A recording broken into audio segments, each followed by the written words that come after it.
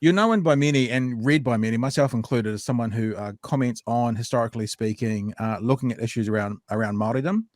And I think that I'd be keen to get your take specifically to do with what's happening in Wellington at the protest at the moment, about calls by some that the protesters are ignoring tikanga.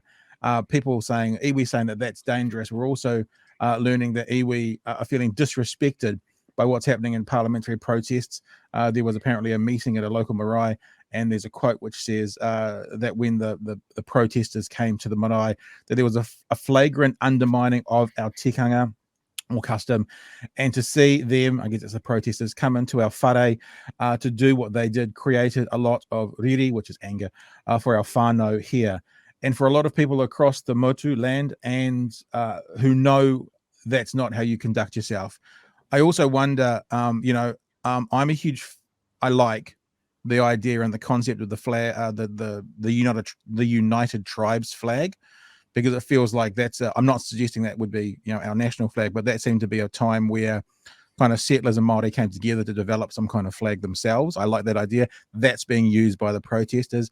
I have a friend, Cindy Ruakere, who's an artist, a musician, and she did a national anthem around the time of the Christchurch earthquakes and kind of rewrote the music for it. And I was gutted today to jump on looking at the live stream, and I heard her national anthem playing over the protest as well.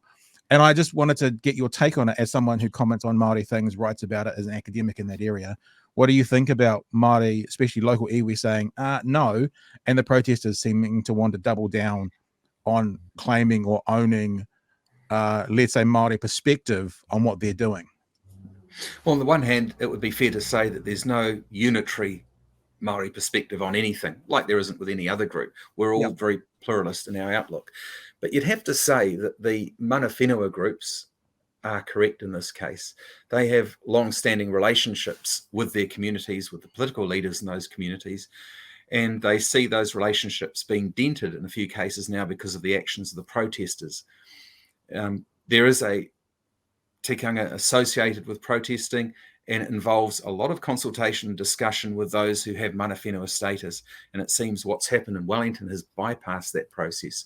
So from that point of view, I think you'd have to side with the marae in this case. They feel that the correct way of doing things is being trampled over for the expediency of the protesters.